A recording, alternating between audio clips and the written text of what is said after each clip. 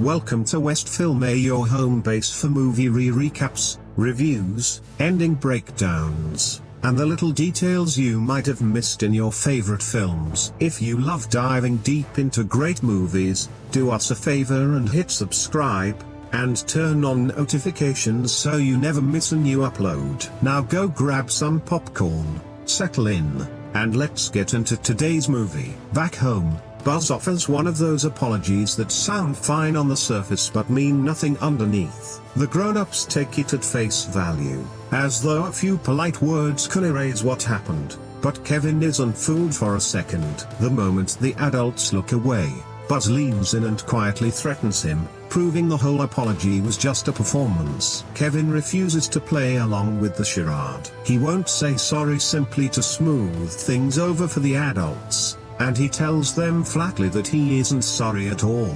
As far as he's concerned, Buzz humiliated him first, and Buzz got exactly what he deserved. His frustration doesn't stop there. It spills onto the whole family. He accuses them of always siding with Buzz, always assuming he's the one causing trouble, and never actually listening to his side of things. He even declares that he wouldn't care if the entire Miami trip fell apart. That's the last straw. Rather than pausing to ask why Kevin is so upset, the family closes ranks against him yet again. He's sent to his room, and his mother, Kate, follows him upstairs. She brings up an incident from their previous vacation, as if he's simply repeating old patterns. Kevin snaps back that during that trip, they treated him like something less than human. When Kate insists that isn't true and reminds him Buzz already apologized, Kevin points out what should be obvious: Buzz didn't mean a word of it. He only said sorry because Kate was watching, and because it made him look like the innocent one. Kate isn't swayed by this explanation. She tells Kevin that if he wants to rejoin the family downstairs, he'll need to apologize to Buzz and everyone else. Still hurt and angry, Kevin refuses, saying he'd rather stay upstairs all night than pretend to trust people who don't have his back.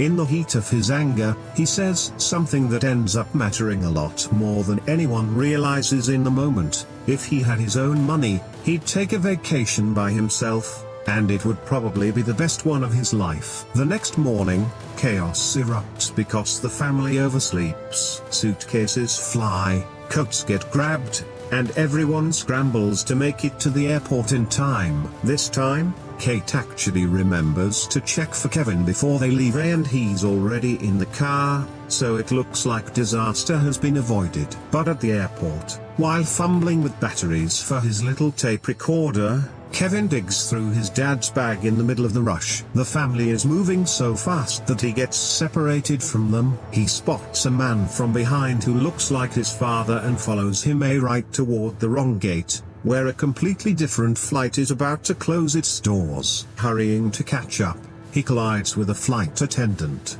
and his ticket gets swept up into a stack of other paperwork. Somehow, in all the confusion, he talks his way onto the plane, settles into his seat, puts his headphones on, and completely misses the announcement that this flight is bound for New York, not Miami. Meanwhile, the rest of the McCallisters make it onto their actual flight, so rattled and rushed that nobody thinks to do a head count. Once again, Kevin and his family end up hundreds of miles apart without meaning to. When his plane touches down, it slowly dawns on him that he isn't in Miami at all, he's in New York City. Instead of panic, though, what washes over him is amazement. The solo trip he wished for in anger has somehow become real. Better yet, he still has his dad's bag, complete with cash and credit cards. For a kid craving independence, this feels like hitting the jackpot. He hails a cab and starts taking in the city with wide-eyed excitement. Everything about New York feels massive,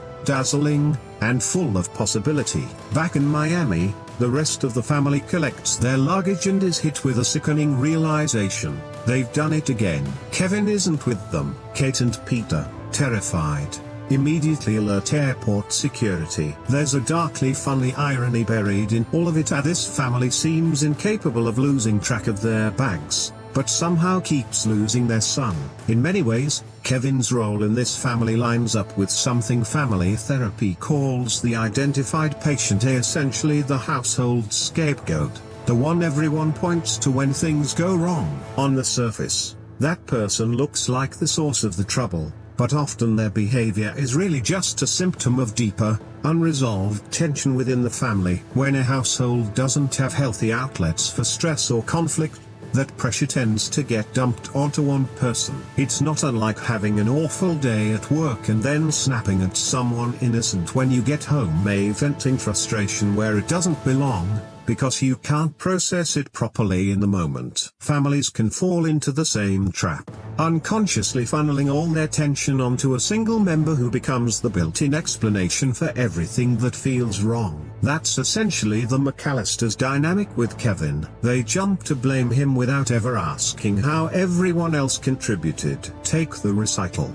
The entire family fixated on Kevin's reaction, while barely anyone acknowledged that Buzz provoked him in the first place. Buzz's apology was obviously hollow, but the adults accepted it anyway because it was the path of least resistance. Kevin's version of events barely factored in. Kate falls into the same trap later, treating Kevin as the core problem rather than recognizing that he'd been hurt, embarrassed, and dismissed. To be fair, coordinating a massive family trip is genuinely exhausting, and Kate is likely shouldering most of that burden with all the kids, relatives, luggage, and logistics. It's understandable that she's stretched thin. But even accounting for her stress, the way the family treats Kevin points to something bigger than one misbehaving child. The pressure just keeps landing on him more than anyone else. And to be clear, Kevin isn't always easy to deal with. He talks back,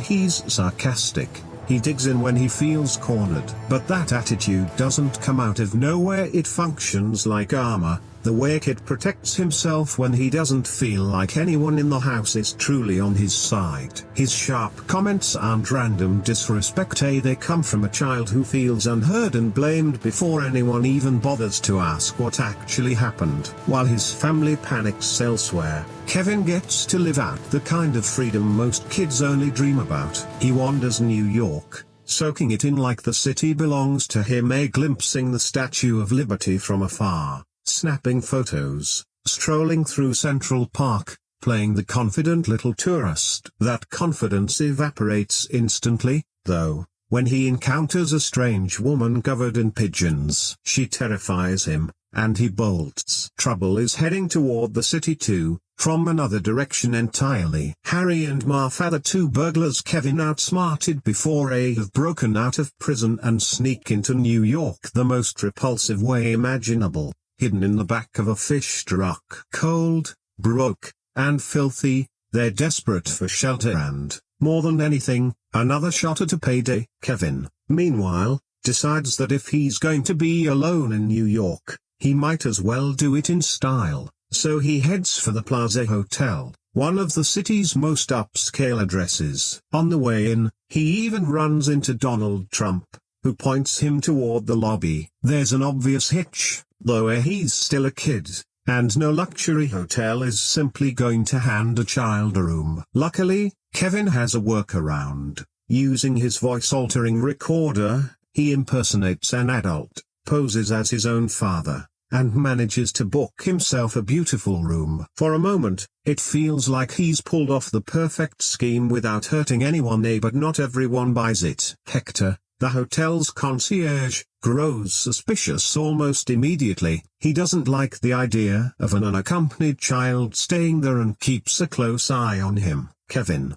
for his part, is too busy enjoying his new life to notice or care. He gets fitted for fancy clothes, swims in the hotel pool, orders room service, and digs into a towering ice cream sundae like he's just been crowned king of the holidays. Relaxing in his room, Kevin watches one of his favorite old gangster films, in which a tough mobster confronts a disloyal partner, delivers the iconic threat before opening fire, and it clearly delights him. That scene turns out to be more than entertainment. It becomes one of his sharpest tools. When Hector barges into the room to investigate, Kevin quickly uses the recorder again, this time making it sound like an angry father is inside, furious at being interrupted. Hector backs off, completely fooled. Once again, a simple gadget lets Kevin outmaneuver the adults around him. That night, once the excitement dies down, Kevin has a quiet moment,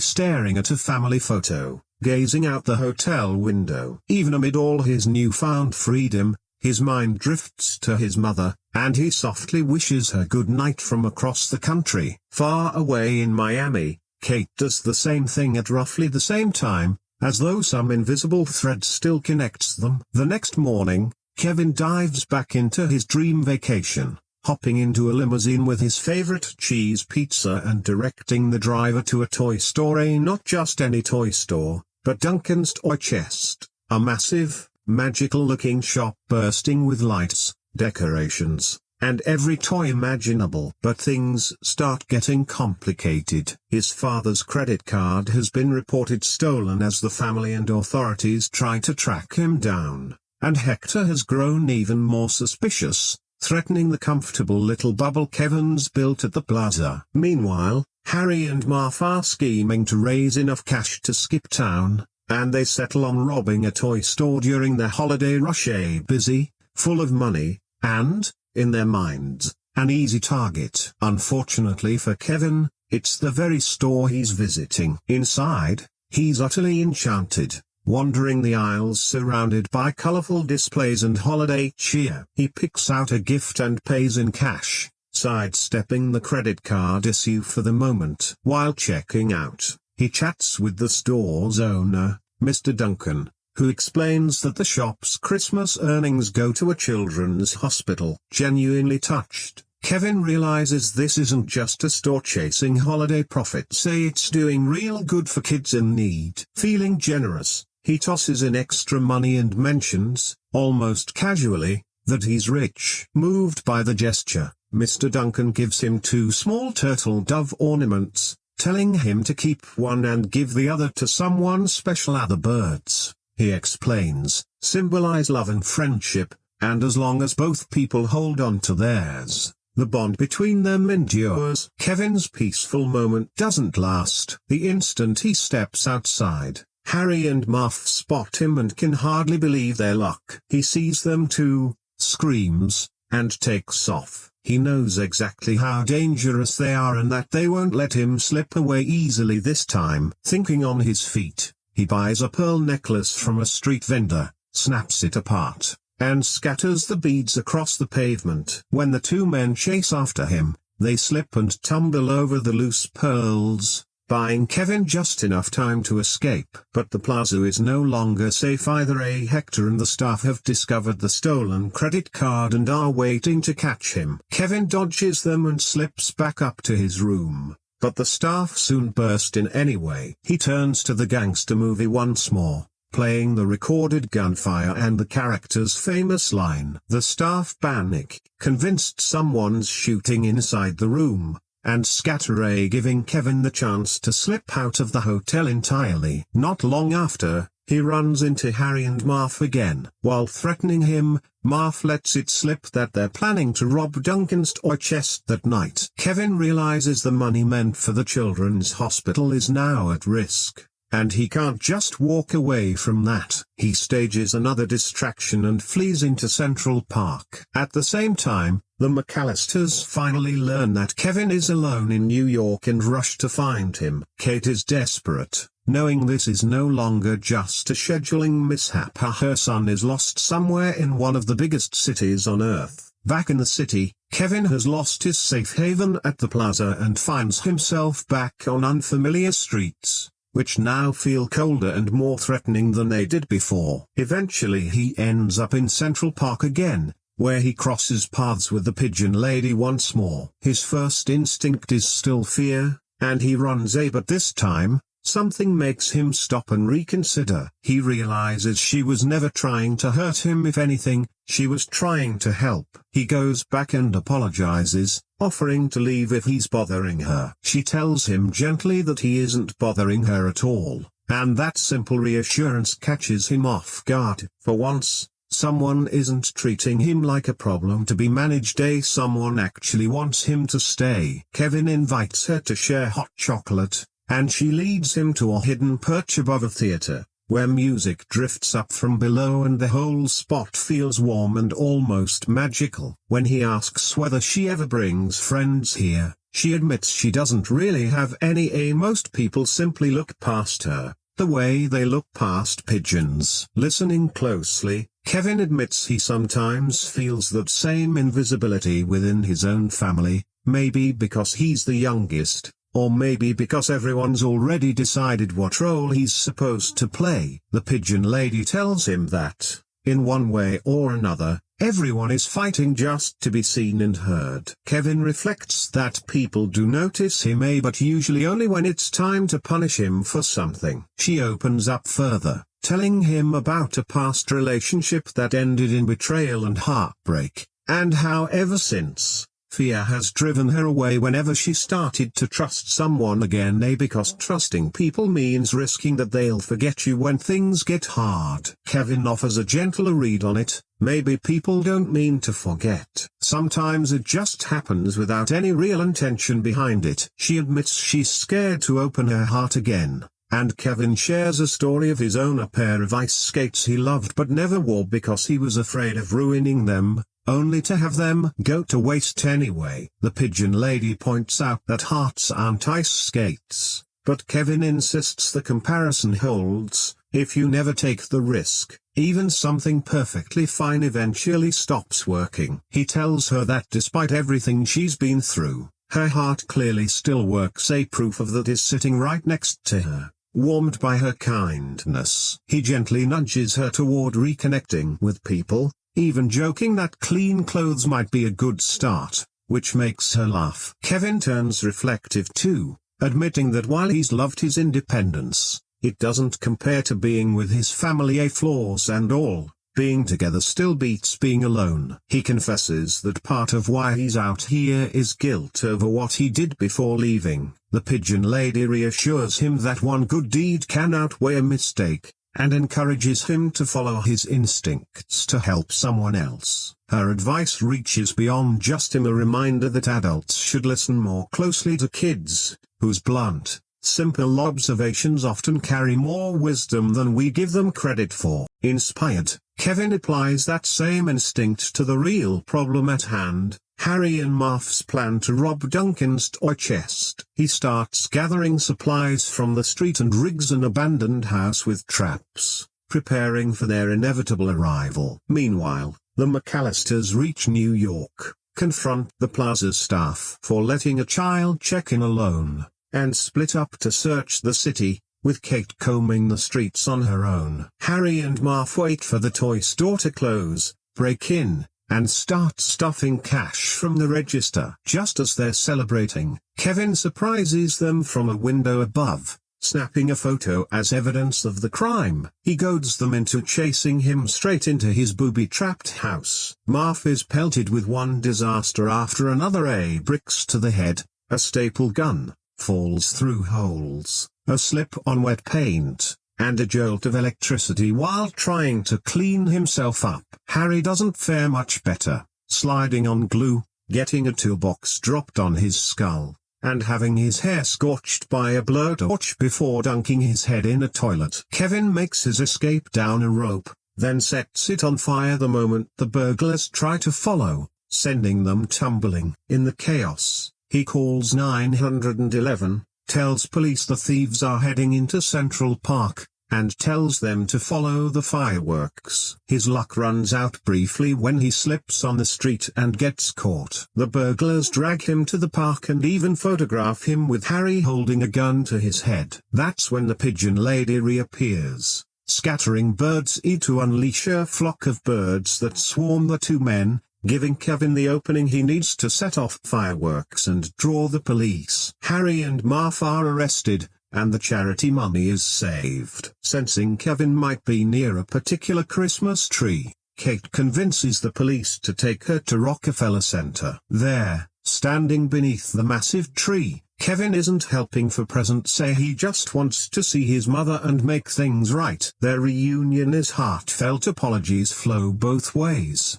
and they embrace beneath the lights before heading back to the plaza together. Christmas morning arrives with Fuller bursting in to wake everyone, Kevin included. He never expected Santa to find him in a hotel room. The room is stacked with gifts from Mr. Duncan, grateful that Kevin protected the hospital donations. Buzz offers a sincere apology this time and even lets Kevin open the first present. Before the story wraps up, Kevin seeks out the pigeon lady to wish her a happy holiday and gives her one of his turtle doves, promising he'll never forget her. With warmth, cleverness, and plenty of holiday spirit, Kevin's New York adventure closes out reunited with his family and having built an unexpected but genuine friendship along the way.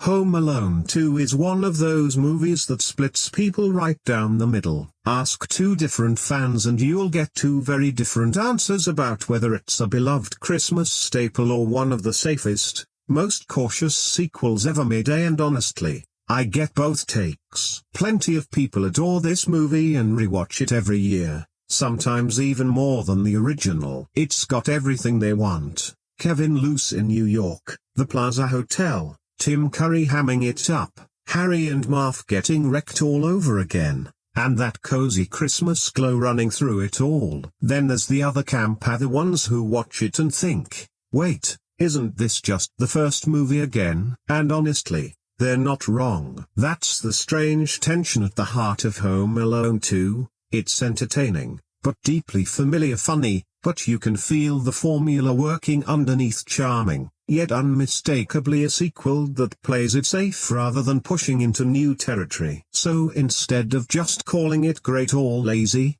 I think the fairer read is this: the film isn't trying to reinvent anything, it's trying to hand audiences more of what they already loved. Whether that lands as a good thing or a letdown really comes down to how much you enjoy the repeat ride.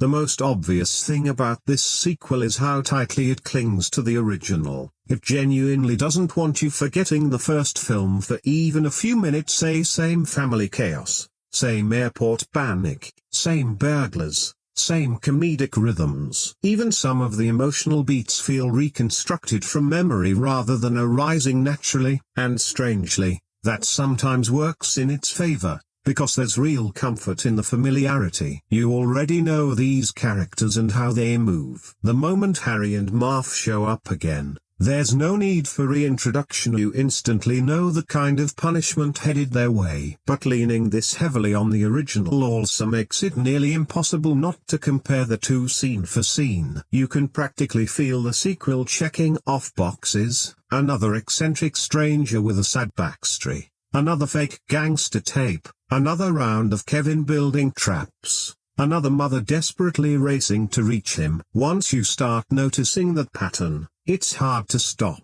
That's probably why opinions on this film are so divided. If you loved the original and just wanted more time in that world, this sequel feels like a gift. A bigger setting, more traps, more Christmas atmosphere, easy win. But if you were hoping for real evolution or a genuine surprise, it can start to feel like a highlight reel of old hits rather than something new. Personally, I don't think it ever strikes the balance the first film managed. That one felt oddly sincere underneath all its slapstick. This one feels more self-aware, a bigger, louder, glossier, but less natural. And yet it's still fun. That's the frustrating part. Even once you clock the repetition, there's still real enjoyment in watching this formula transplanted into a snowy, glittering New York. Structurally, this is very much a do-it-again but bigger sequel, and you can feel that almost immediately. Where the first film trapped Kevin alone in a house, this one strands him alone in an entire city. Where two burglars once tried to break in, the same two return with a new scheme. Where traps once filled a single home,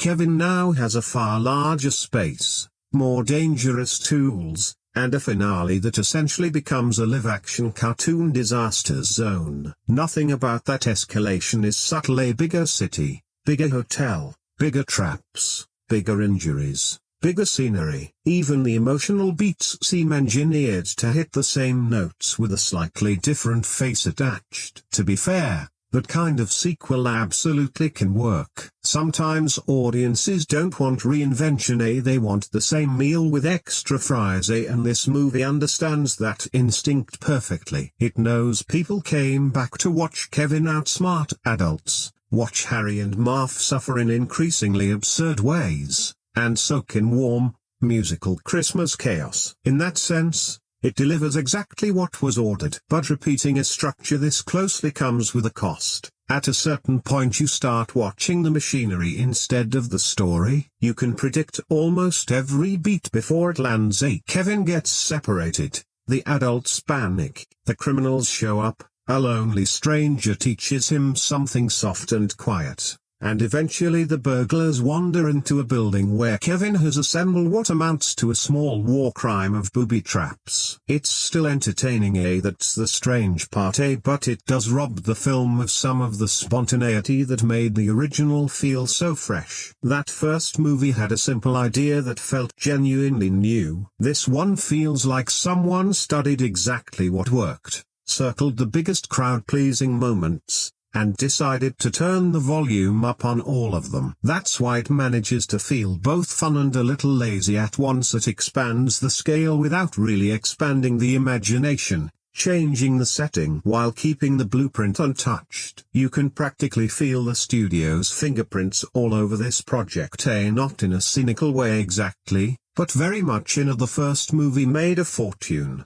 so let's get another one out fast kind of way. It doesn't feel like anyone sat down burning to tell this specific new Kevin McCallister story. It feels more like Hollywood looked at a mountain of box office cash and said, don't mess with the formula, just do it again. And the film barely disguises that. Same kid, same burglars, same holiday setup, same emotional arc, same kind of ending. Even some jokes feel lightly reworded rather than reinvented. It's almost impressive how carefully this sequel avoids taking any real risks, because even mediocre sequels usually attempt something: a bigger threat, a darker tone, a new angle. This one mostly just upgrades the packaging. The house becomes the Plaza Hotel, the neighborhood becomes New York, the traps get more painful. That's essentially the whole strategy. And honestly, it's understandable why that happened. The first film was a phenomenon,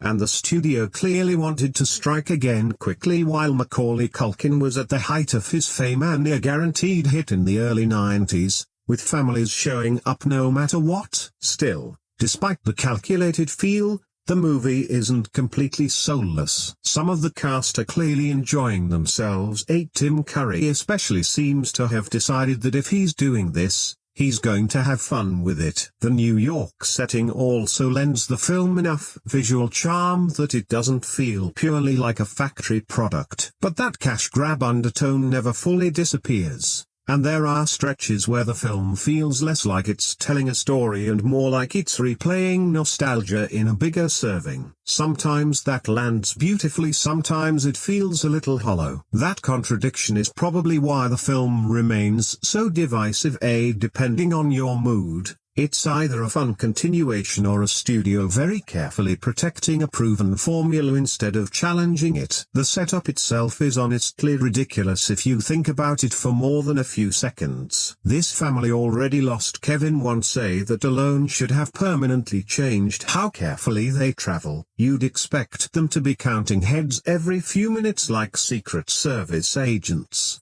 Yet somehow it happens again. The movie seems aware of how implausible this is, so rather than trying too hard to justify it, it just throws everyone into chaos and hopes momentum carries you past the logic gaps. The family oversleeps, everyone's yelling, bags are everywhere, and in the scramble, Kevin follows the wrong man at the airport because his coat looks similar to his father's, boards the wrong plane, and ends up in New York while everyone else lands in Florida. It's the kind of setup that collapses the instant you examine it closely. Still, the core idea Kevin loose in New York remains genuinely fun. The moment the story drops him into the city, the film wakes up a little. There's real pleasure in watching this kid wander Manhattan at Christmas with his father's credit card and zero supervision. It taps straight into a childhood fantasy. Fancy hotel rooms, giant toy stores, room service, glittering trees, limousines. Kevin essentially turns the whole city into his personal playground, and Macaulay Culkin sells that excitement convincingly. He's nervous at first, but the confidence builds quickly, and soon he's operating like a miniature businessman surviving Manhattan on pure attitude. That's likely why audiences forgive the implausible premise as easily as they do. The film doesn't succeed because anyone believes a child could really fly across the country unnoticed. It succeeds because the fantasy itself is fun to watch. As a kid, the idea feels adventurous. As an adult, it feels more like a nightmare crossed with a child welfare investigation. Both reactions, oddly, make it funnier. What the movie really asks of its audience is patience with logic, because the second you start questioning how any of this could plausibly happen, the whole thing falls apart. And I don't mean small plot holes, I mean the entire world seems to run on adults making baffling decisions every few minutes. The McCallisters losing Kevin twice feels less like bad luck and more like evidence they probably shouldn't be traveling with him unsupervised. Then in New York, things get even more absurd. A child checks into a 5-star hotel alone, uses a credit card that clearly isn't his, orders room service like a junior executive, and virtually nobody questions it for far too long. At no point does an adult stop and think, maybe this unaccompanied kid needs help. Instead, everyone stays conveniently oblivious because the plot needs Kevin to remain free. That's really the engine driving the whole film. Every adult exists in one of two states: clueless, or suspicious about entirely the wrong thing. Hotel staff suspect Kevin of fraud before they suspect he's a lost child. His family spends half the runtime panicking after already proving they can't keep track of him. Police accomplish essentially nothing. Airport security might as well not exist. And Harry and Marv just happen to land in New York the same day Kevin does, because the script needs them to. It's all wildly convenient, but the movie mostly gets away with it by moving fast and staying playful enough that you don't dwell on it while watching. The moment you pause, though, everything falls apart, especially the trap sequences. Those scenes abandon reality entirely. Harry and Marv survive injuries that would end a normal person several times over: bricks to the skull, electrocution, explosions, falls, nails, fire, and just keep bouncing back up like indestructible cartoon characters, fully expecting you to laugh, which, to be fair, most audiences do. But the cartoon violence gets pushed harder here than in the original. That film felt exaggerated. This one feels like physics simply clocked out partway through production. Even so, part of the charm is how fully committed the movie is to its own nonsense. It never pauses to justify itself, because deep down it knows none of it holds up. It just keeps throwing energy, music, lights, and slapstick at you until you either surrender to the ride or check out completely. There's no real middle ground. Honestly, the smartest move this sequel makes is relocating everything to New York, because even while repeating itself narratively, the new setting tricks you into feeling like you're watching something fresher and bigger than you actually are. As a kid, this version of the city looked genuinely magical. Not realistic New York, not stressful New York, just movie New York, glowing hotel lobbies, dreamlike toy stores, snowy streets, sparkling decorations everywhere. The second Kevin arrives, the film gets a real jolt of energy. And you can tell the filmmakers understood exactly what they were building. They lean hard into the wish fulfillment angle.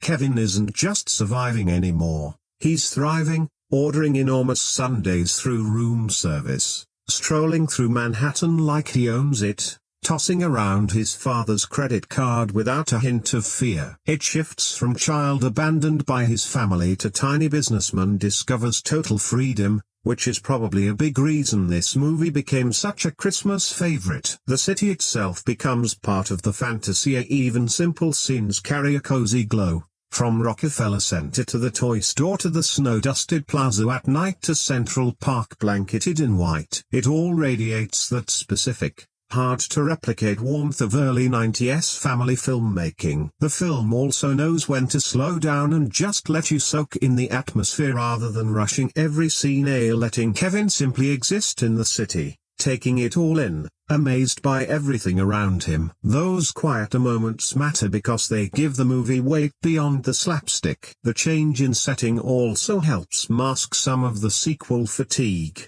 Yes, structurally it repeats a lot. But watching Kevin defend a suburban house all over again would have felt stale immediately. New York at least offers fresh visual energy, different spaces, different moods, different flavors of comedy. Even the scale shifts the emotional feel. In the first film, Kevin's isolation comes from being physically alone. Here, he's surrounded by millions of people and still somehow alone, which lands as stranger and, in its own way, sadder. There's a reason this movie became part of so many families' Christmas traditions, and the New York atmosphere carries a huge share of that weight. You often remember the feeling of the film more vividly than the actual plot: the snow, the score, the hotel lobby, the massive tree, the toy store, Kevin standing in the middle of Manhattan looking small yet completely unshaken. The Plaza Hotel stretch is arguably where the film feels most alive. If you ask what really sets this movie apart from its predecessor,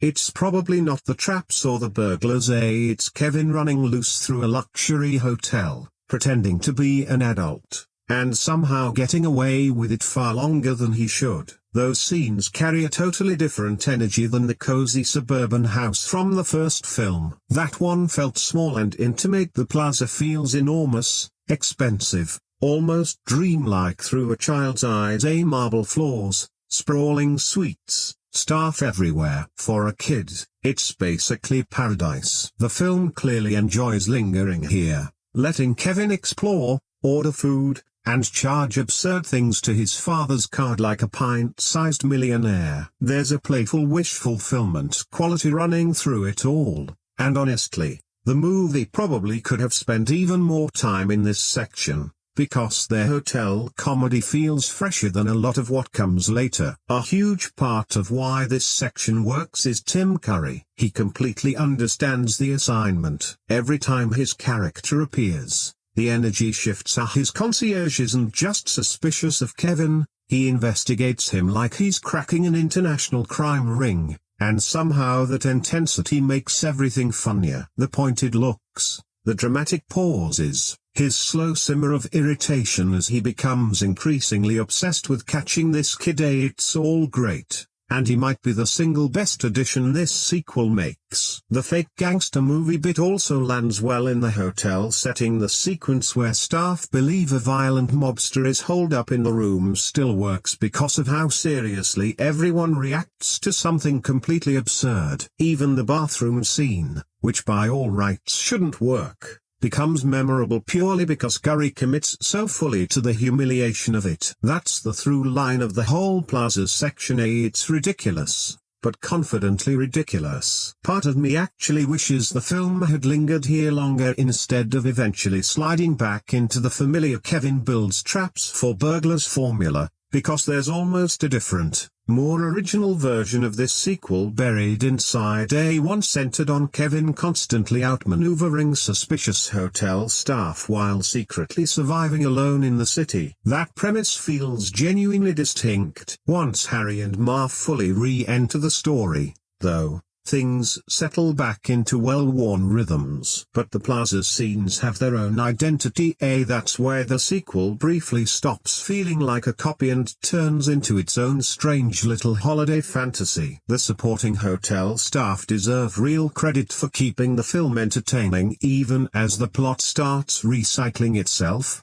Because without them, the movie would lean far too heavily on simply watching Harry and Marv get hurt repeatedly. Tim Curry carries much of the middle stretch almost single-handedly, and what's funny is how much more intensity he brings than the role technically requires. He investigates Kevin like he's uncovering a political scandal. Every scene with him has that extra dramatic charge, the suspicious glances, the fake courtesy, the slow dawning realization that something's off about this kid. He elevates a fairly simple annoyed hotel employee subplot into something genuinely memorable, largely because he never treats the material as beneath him, playing every absurd beat with total sincerity, which somehow makes it funnier. The bathroom scene is probably the clearest example. On paper, it's ridiculous and should completely fall flat. But Curry sells the embarrassment so convincingly that it becomes iconic rather than cringeworthy. Then there's Rob Schneider, who feels like he wandered in from an entirely different comedy yet somehow fits right in. His running tipping gag becomes one of those small details people still remember. Dana Ivey is underrated too, playing the strict front desk manager with such dry irritation that every scene feels like Kevin is one small inconvenience away from making her snap entirely. There's a constant undercurrent in the plaza scenes where the staff clearly sense something is wrong, but never quite piece it together in time, turning them into accidental obstacles rather than outright villains. Kevin has to keep performing adulthood in front of them while improvising new lies every few minutes just to stay afloat, and that creates a different flavor of comedy than the later trap sequences. Less physical, more about timing, panic, and awkward improvisation. That's likely why so many people love this stretch of the film. It gives the sequel its own personality for a while, in contrast to the more familiar territory of the returning burglars. It's also just fun how seriously the staff treat everything. Someone hears a gangster through a closed door and the whole hotel reacts as though it's under siege. Nobody in this movie ever responds to anything normally,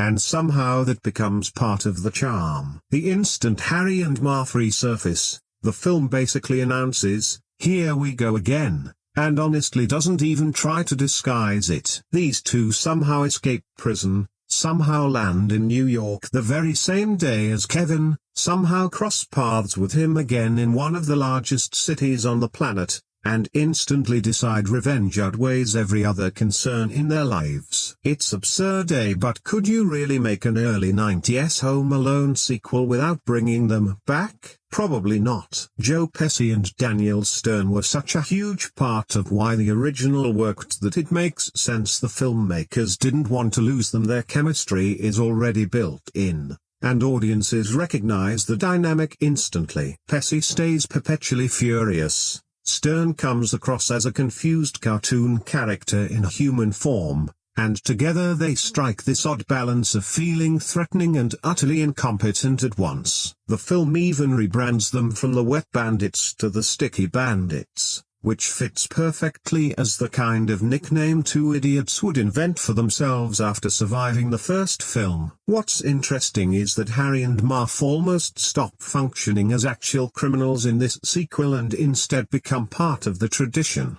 almost like recurring holiday decorations. The moment they appear, you're no longer wondering what happens next. You're just waiting to see how badly this round goes for them. To their credit, Pesci and Stern commit fully again, and that matters, because physical comedy like this only works if the actors are willing to look completely ridiculous. Stern in particular turns Marv into a walking punching bag with zero self-preservation instincts, and his facial expressions alone do half the comedic work. Pesci's fury still feels genuinely convincing. You believe Harry is one bad moment away from losing it entirely. At the same time, bringing them back also exposes just how repetitive the sequel becomes, because once they re-enter the story, the film slides right back into the original's exact rhythm. Kevin spots them, they chase him, they underestimate him, he sets traps, they suffer, repeat. You can feel the story relaxing into familiar territory. Part of me wishes the sequel had explored a different kind of threat entirely, not because Harry and Marv are weak here, they're still enjoyable, but because reviving them locks the plot into repeating its predecessor's shape. The film introduces all these fresh and New York ideas and then eventually circles back to 20 straight minutes of torturing the same two guys. Still, it's hard to fully complain, because the movie clearly understands why audiences wanted them back. Nobody came to Home Alone 2 hoping for subtle character drama. People wanted Harry screaming, Marv getting maimed in increasingly impossible ways, and full holiday chaos. And the film delivers exactly that. Whether that reads as comforting nostalgia or lazy writing probably depends on how much patience you have for a sequel repeating itself. Eventually, the film becomes exactly what everyone knew it would. Kevin vs. Harry and Marv, Round 2. It takes its time getting there, but once the trap sequence kicks in, it completely loses control in the funniest, most unhinged way possible. The first movie already pushed cartoon logic pretty far. This one essentially asks, what if we actually tried to kill them this time? Because these traps are brutal, not just movie brutal, genuinely alarming if you think about them for even a second. Bricks to the face from several stories up, electrocution, explosions, massive falls, flying tools, fire, nails, more paint cans. At points, it feels less like a kid defending himself and more like Kevin has spent the past year quietly studying advanced psychological warfare, and somehow it's still funny, largely because Pesci and Stern completely understand the tone. If either actor played these scenes with any real weight, the whole thing would collapse instantly, but they lean all the way into the chaos. Stern in particular turns Marv into a screaming cartoon whose face finds an entirely new expression with every fresh injury. The brick gag alone is relentless, it just keeps escalating,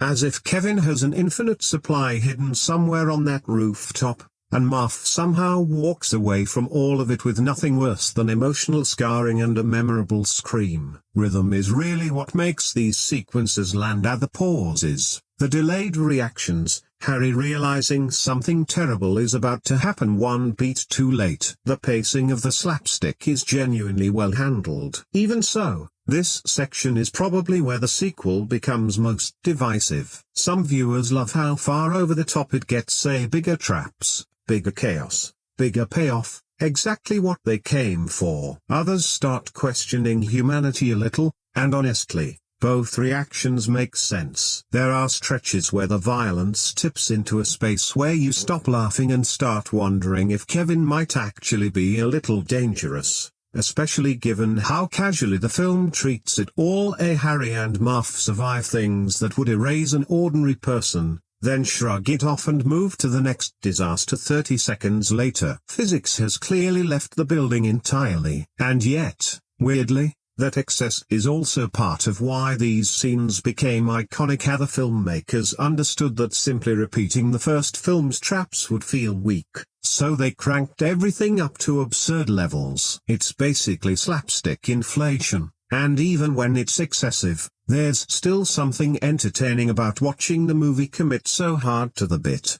The abandoned house becomes a nightmare obstacle course where every door, staircase, and toolbox hides another disaster, and Kevin turns into a tiny, chaotic mastermind running on pure Christmas-fueled adrenaline. I wouldn't say these sequences top the first films, as the original felt tighter and more inventive, while these feel louder and more extreme, but I can't deny they're memorable either. Decades later, people still bring up the bricks, the electrocution, the scream after the substituted spider. It's ridiculous, wildly unrealistic, arguably a bit much if you scrutinize it too closely, but as pure slapstick spectacle, this movie absolutely goes all in. The violence in this film sits in a strange place, honestly. Yes, it's meant as slapstick, how the whole thing is built like a live-action cartoon, and Harry and Marv aren't treated as real people with actual physical limits. They're basically Wile E. Coyote with worse luck. But even accepting that framing,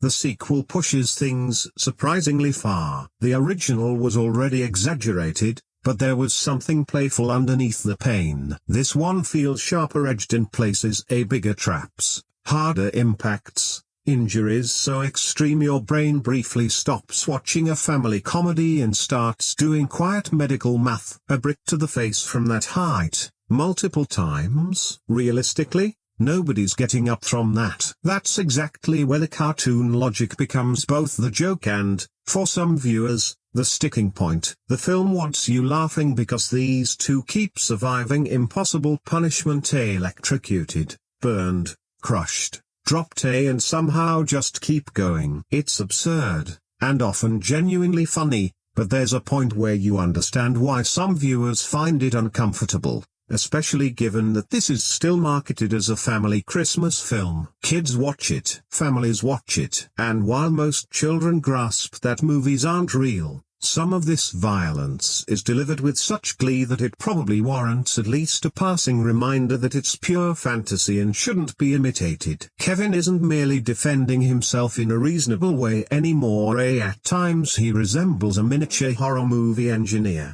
which is funny as a bit but does shift the tone. The more extreme the punishment gets, the harder it becomes to view him simply as a clever kid improvising under pressure. Occasionally he seems to be enjoying the destruction a little too much. That's likely part of why the final act splits audiences so sharply. Some laugh harder the more excessive it gets, while others pull back because it stops feeling like harmless slapstick and starts feeling oddly mean-spirited. I land somewhere in between. I still laugh at plenty of it, because the timing is too well executed not to, and Pesci and Stern sell every hit with total commitment. But I also think the film pushes its cartoon violence past the point of feeling cozy, memorable, absolutely comfortable. Not always. For kids, it probably works best watched with the understanding that this is pure movie fantasy. Nobody survives this, nobody should attempt this,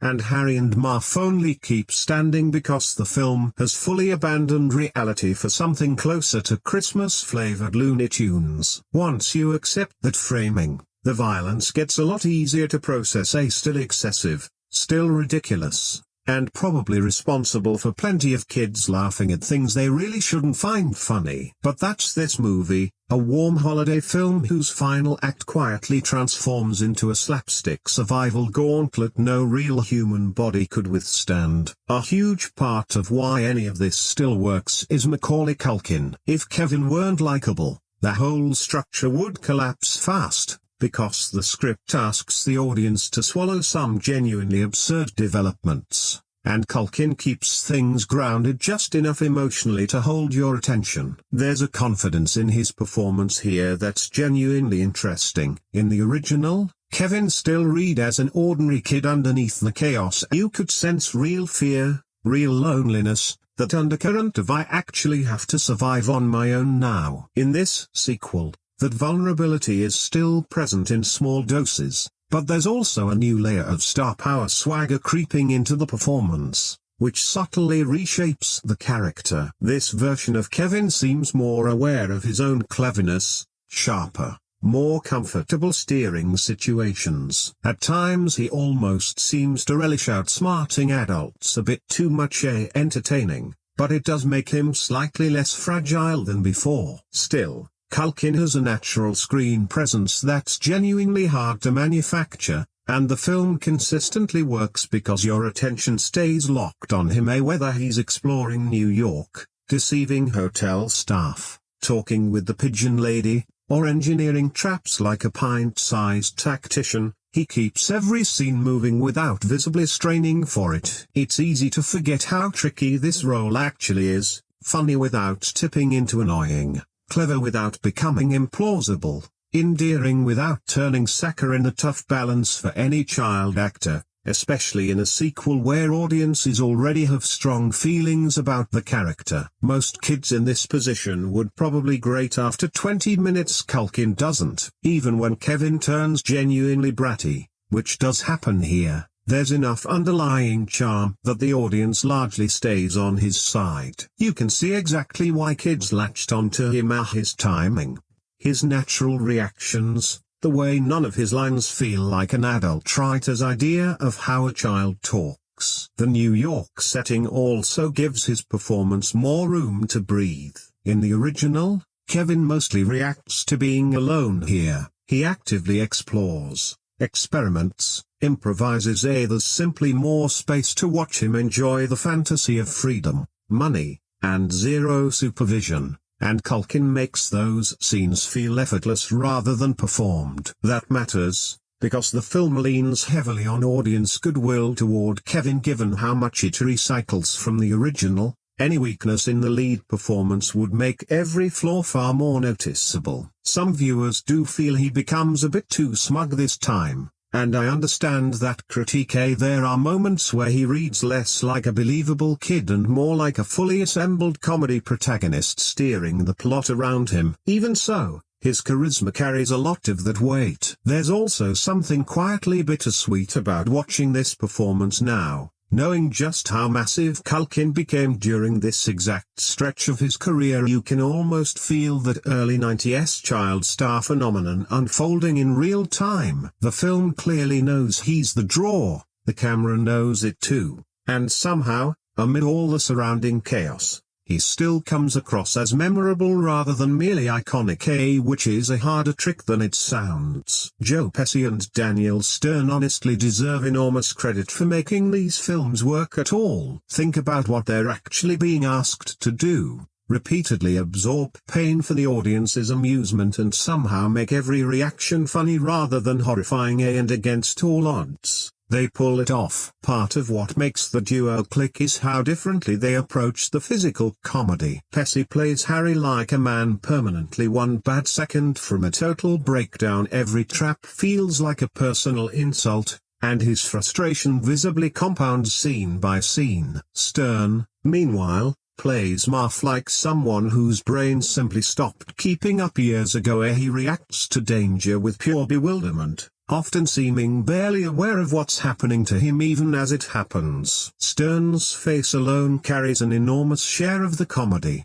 The screaming, the delayed reactions, those brief moments where his soul practically leaves his body after another hit. It's genuinely skilled physical comedy, and even though the traps repeat conceptually, the two actors keep individual scenes from feeling identical because their reactions always shift slightly. That's harder to pull off than people realize. This kind of comedy lives and dies on rhythm, not realism. The pause before the scream matters. The look into the camera after getting hurt matters. The split second where Harry senses more pain coming matters. Both actors know exactly how to stretch those beats without killing the momentum. The contrast between them helps too. Pesci is compressed rage. Stern is scattered panic. Harry thinks he's smarter than he actually is, and Marv seems like a man who'd probably set himself on fire by accident even without Kevin's help. Oddly, that imbalance makes them likable in a strange, cartoonish way, even though technically they're violent criminals who threaten a child. By the time the trap sequences kick into gear, though, they stop feeling dangerous and start feeling doomed. The audience isn't scared of them anymore, just waiting for the next disaster to land. That's a tricky needle for actors to thread, especially Pesci, coming off serious dramatic work in films like Goodfellas and Casino, and here he is slipping on ice, getting electrocuted, and yelling at a child without a hint of self-consciousness. That full commitment matters enormously. If either actor treated the material as beneath them, the comedy would fall apart instantly. And some of the funniest beats aren't even the traps themselves, but the quiet aftermath. Harry silently absorbing another failure, Marv making sounds no human has ever naturally produced. The exhausted tension between them. That chemistry keeps the film alive even when the writing starts repeating itself. Does the sequel push the slapstick too far at points? Definitely. There are moments where the violence tips past funny, but Pesci and Stern's commitment keeps those scenes watchable regardless. Without them, this movie would likely just feel like a louder rehash of the original with them. It stays entertaining even while turning two grown men into human crash test dummies for 2 hours straight. The McCallister family itself is a fascinating case study, because the movie frames them as lovable chaos, but if you actually examine their behavior, they might rank among the more negligent families in Christmas movie history. They already lost Kevin once, that should have permanently changed everything about how they travel. You'd expect checklists, head counts, some kind of emergency protocol. Instead, this family manages to lose the exact same child again within a year, and the movie treats it almost like an inconvenience rather than a genuinely traumatic event. To be fair, Catherine O'Hara carries a lot of the emotional weight here. She's arguably the biggest reason the family subplot still resonates, because the moment Kevin vanishes, her panic and guilt feel authentic even inside the film's exaggerated tone. You believe this mother genuinely loves her son. O'Hara sells that completely,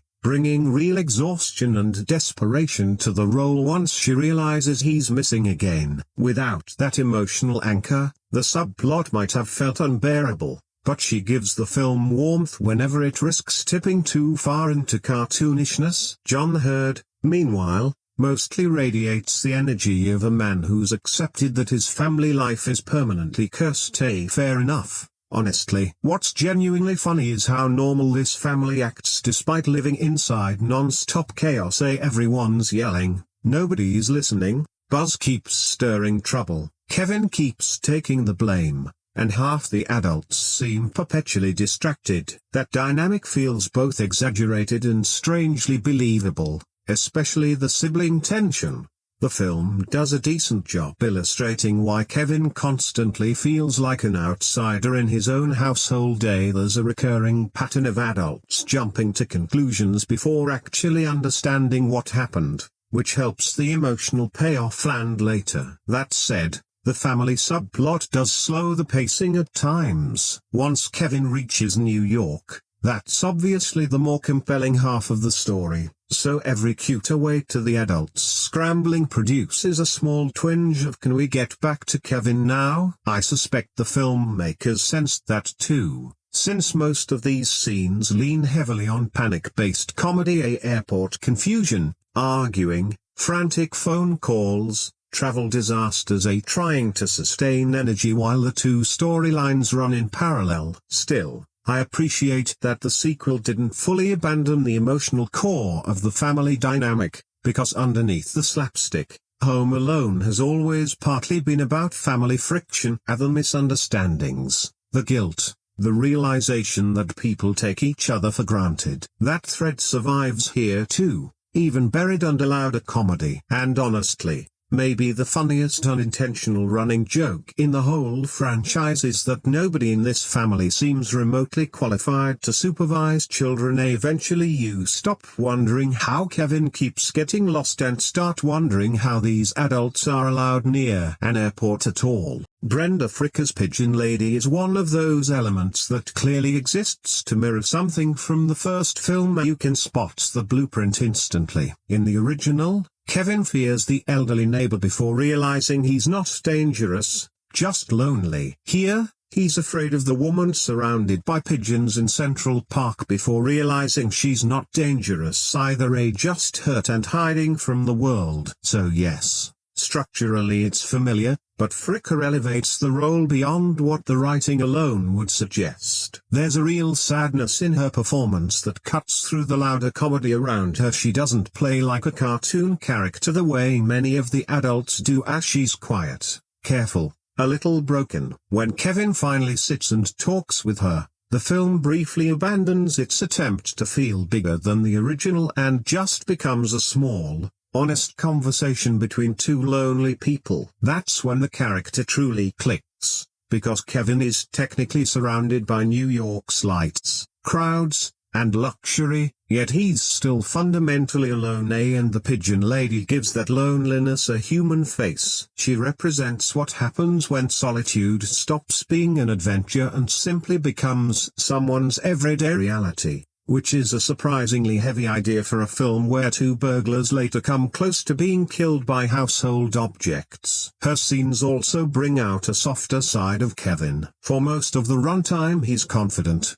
sarcastic, and unusually capable, but around her, he genuinely listens and asks real questions, dispensing advice in that distinctly Kevin way, a part child, part miniature therapist. Is it sentimental? Absolutely, and the film doesn't try to hide it. It clearly wants you to feel something, strings visible and all. But Fricker's performance keeps it from tipping into artificiality. She brings enough tenderness to the role that even a fairly familiar lonely outsider teaches the hero something. Arc still lands emotionally. I also appreciate that she doesn't transform into an entirely different person after one conversation. She remains sad, guarded, someone who's genuinely been hurt. The film keeps it simple, and that restraint is part of what makes her memorable. Central Park itself helps too, giving her scenes a cooler, quieter tone compared to the brighter Plaza and Toy Store sections. Whenever the story shifts to her, the energy noticeably slows,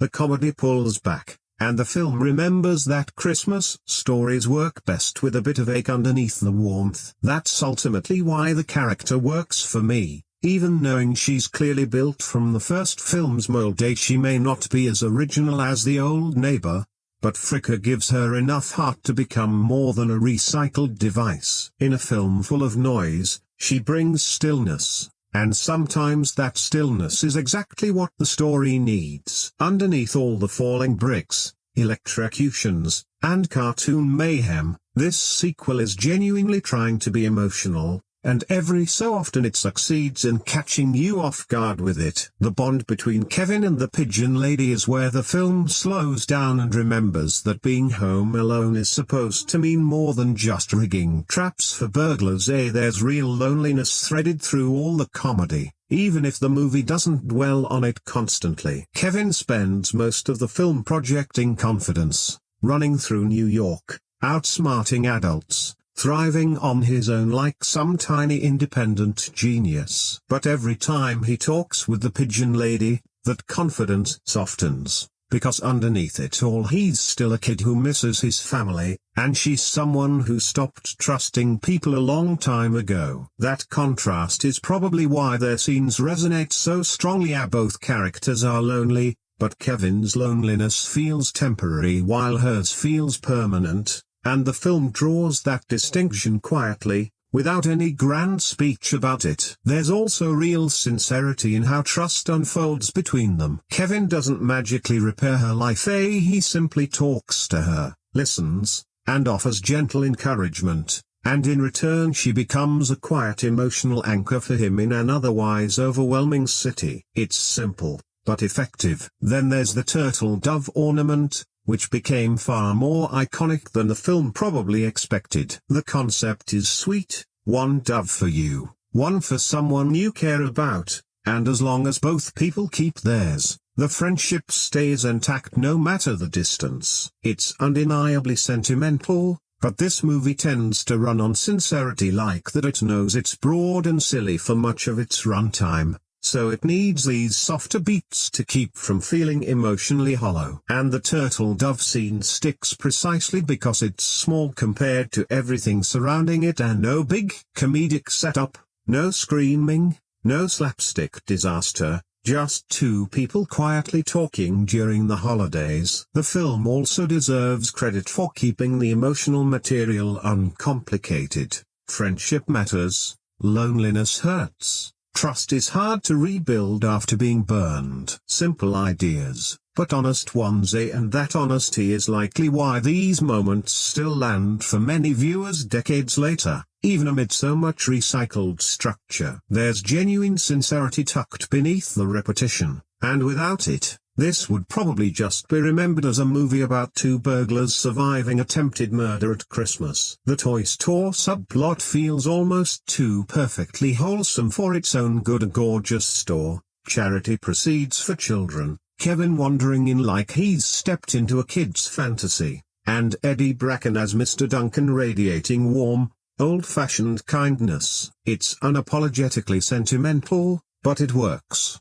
Duncan brings the film a dose of classic holiday generosity and no slapstick, no suspicion, none of the wariness Kevin gets from the hotel staff. He simply listens to Kevin with patience and respect, which stands out because most adults in this story either ignore, blame, chase, or misread him. So when Duncan actually pays attention, it registers. There's real sweetness in Kevin wandering into this glowing toy store and ending up in a conversation about helping children, a reminder that beneath all the chaos, the film still wants to be about generosity and holiday spirit. It's not subtle, the store practically glows with warmth, the charity angle is spelled out clearly, and the burglar's plan to rob it is about as cartoonishly villainous as it gets. But for a film like this, that simplicity fits. Harry and Marv aren't just stealing anymore, they're stealing from kids, which gives Kevin's mission a moral weight beyond personal survival, even if the film mostly uses it as an excuse for another extended trap sequence. Bracken brings a lot to a fairly small role,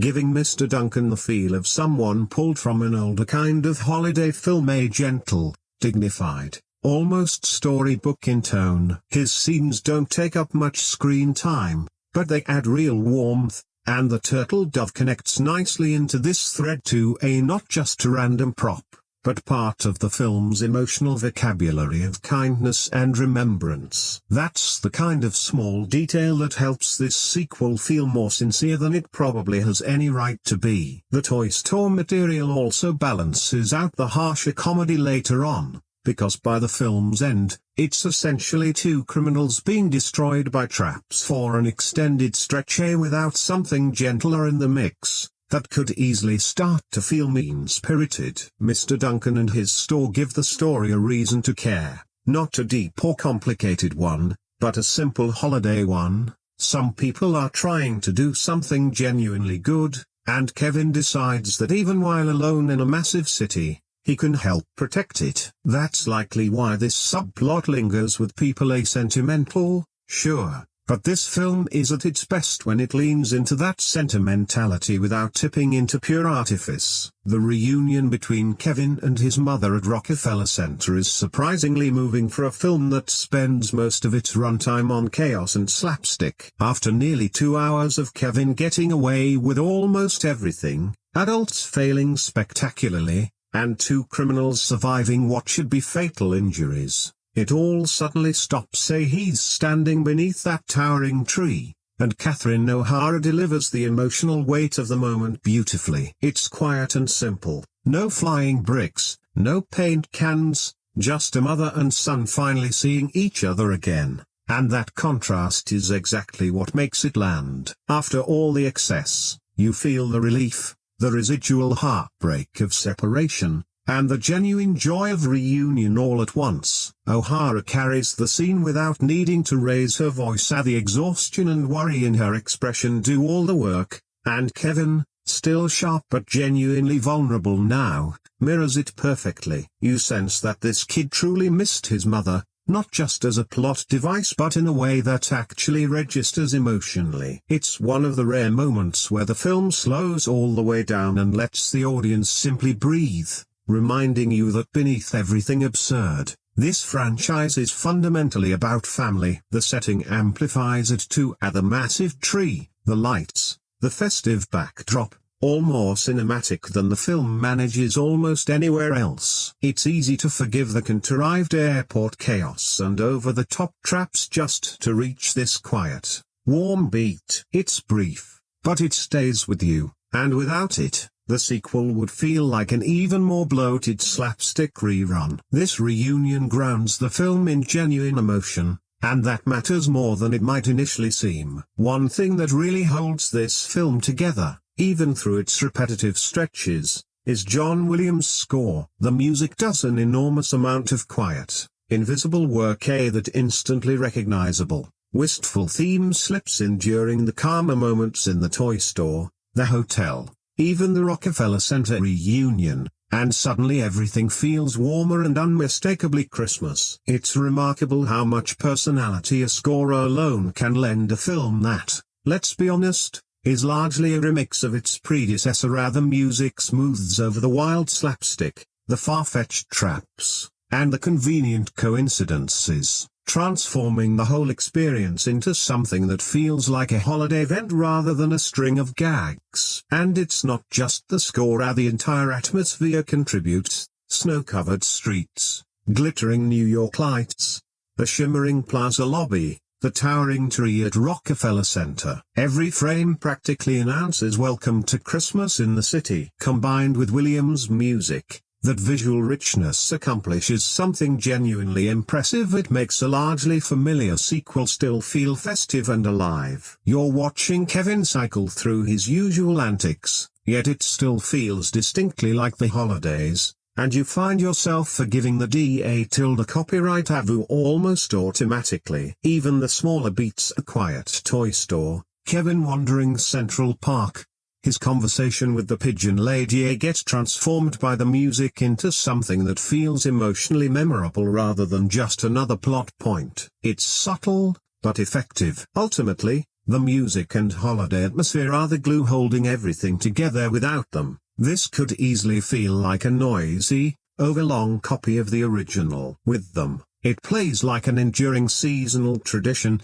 even decades on. The kind of soundtrack and scenery that makes you want to revisit it every December. Something that really struck me watching this as an adult is how long it feels at times, not necessarily dull, just stretched. It's as if the film keeps adding extra minutes simply because it knows audiences enjoy spending time in this world, even after the story has essentially made its point. Running close to 2 hours, it's a surprisingly hefty length for this style of comedy, especially given how familiar the underlying structure already is. You can genuinely feel certain scenes lingering longer than necessary. The opening alone takes a while to get moving, spending considerable time on family chaos, airport confusion, travel setup, Kevin's early wandering through New York, the hotel material, and the pigeon lady subplot. Most of it is enjoyable on its own terms, but at points the film feels like it's circling rather than advancing. As a kid,